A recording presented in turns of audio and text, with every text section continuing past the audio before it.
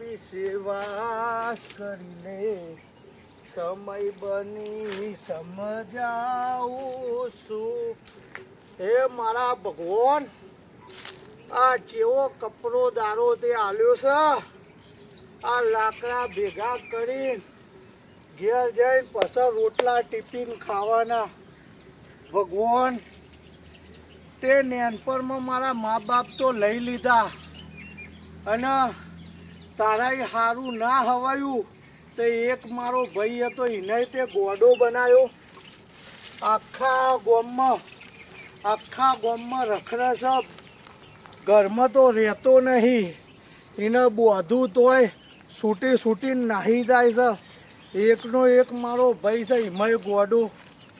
ભગવાન, મારે કોઈ નહીં જોઈતું મારા રોમ, પણ મારા એ ભાઈને ડાયો કરી દે, એનો ભાવ તારી દે. મારા બાપલિયા, આ ઘેર જઈને રોટલા કરીને એને ખવડાવવા પડશે.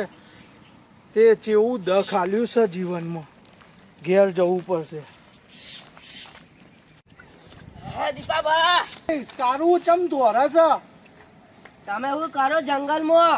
અલ્યા, હું તો દર વખત લાકડા જંગલમાં લેવા આવું. એમ જંગલમાં હું શું કરું લે જંગલમાં? તમારો ભાઈ ખેતરમાં ને રસ્તામાં માટીઓ ખાવ માટીઓ તમે એને તો ઘેર બોધીને આવ્યો છું યાર. અમે કીધું કે ઘરે જા તો અમે અવડા મોટા મોટા પથરા મારે અવડા કે જતા રહો અહીં રો ખેતરમાં. હું પહોંચો ખેતરમાં એને તો તમારે ઘેર હાચવીને ના લઈ જવાય?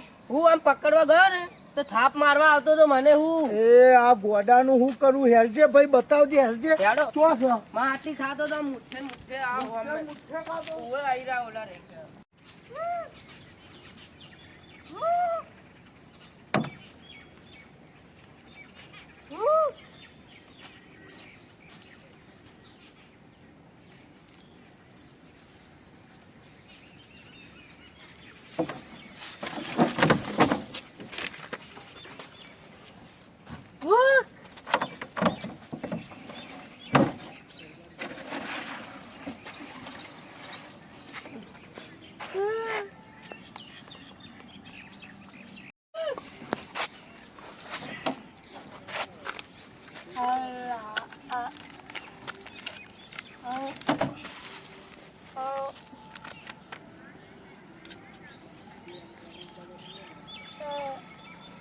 કેટલું પાણી વળ્યો મારા ભાઈને. આટલામાં જાય, દેખો ને આટલામાં જાય. મારા રોમ, હું ભગવાનને રોજ પ્રાર્થના કરું કઈને સદબુદ્ધિ આલો.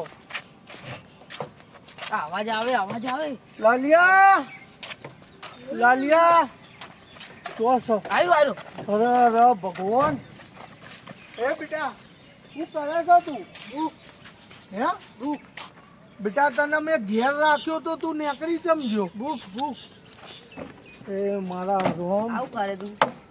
આ કપડી દશા બેટા, હેર તારે ખાવું હોય ને હું તને લઈ જઉં. હે એવું ના ખવાય બેટા, કાઢી દે.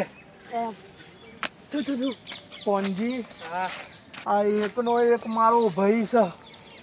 ભગવાને એને ગોડો બનાવ્યો.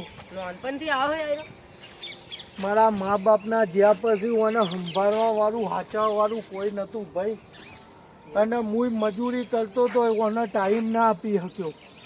એટલે ભાઈ એકલો ને એકલો રમવામાં આવો થઈ ગયો. કોનજી યાર ભાઈ, હું તને હું જાઉં દીપાબા.